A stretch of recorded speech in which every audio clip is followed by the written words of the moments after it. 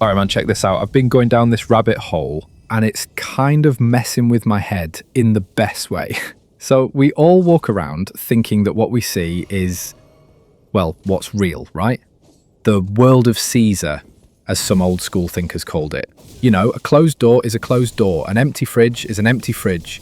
Our senses, sight, hearing, touch, they seem like these perfect, objective reporters of the facts. We trust them completely. But what if they're not? What if our senses are actually filters? Like they're not showing us reality, they're just showing us a delayed physical printout of something that's already happened somewhere else. And that somewhere else is your own imagination. It sounds nuts, but think about it. We treat imagination like it's for kids, for daydreaming. But this idea says no, imagination isn't fantasy. It's the only creative thing there is. It's the actual place where stuff gets built. The physical world just follows along like a shadow.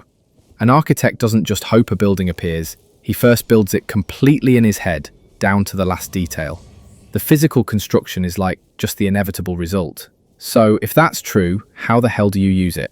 The key concept is called living in the end. And it's not about wishful thinking. It's about deciding what you want and then just, assuming the feeling of it already being done. It's a quiet, confident mood. Not a loud, I'm going to be rich kind of thing, but a calm, oh yeah, that's already handled. It's a feeling of normalcy.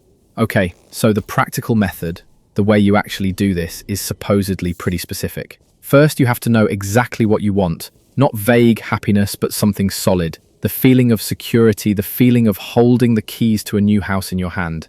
Then, you make a tiny little scene, a few seconds long, that would happen after your wish was fulfilled.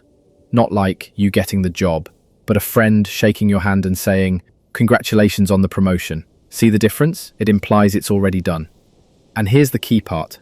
Right as you're falling asleep, that fuzzy, relaxed state where you're not quite out yet, that's the sweet spot. You bring that little scene to mind. But you don't watch it like a movie. No, that's not it. You have to be in it. From a first-person view, you feel the handshake, you hear your friend's voice, you feel the emotion of it being real, and you just loop that little scene over and over, like a lullaby, until you drift off to sleep. There's this classic story about a woman who wanted a specific apartment that was already occupied. She just ignored the facts, and every night she fell asleep feeling herself living in that apartment, smelling the coffee, feeling the keys in her hand. And in a short time, the tenants had a sudden reason to move out, and she got it. It sounds like magic, but it's more like you impress an idea on your deeper mind, and your world has no choice but to rearrange itself to match. The thinking of this while falling asleep part kinda reminds me of Carl Jung's active imagination. He would get into these super lucid states and interact with his subconscious. This sounds like similar to that, although maybe with a little more consciousness or intention behind it, rather than a deeper passive interaction. It's like lucid daydreaming in a sense. So during the day, you have to think from the end, not just of it. If you had what you wanted, would you be anxious? No. You'd be relieved, you'd be calm. So you adopt that attitude now, even when reality is screaming otherwise. You just call that contrary evidence old news. It's a discipline for sure, but it's apparently a fucking game changer when you get it.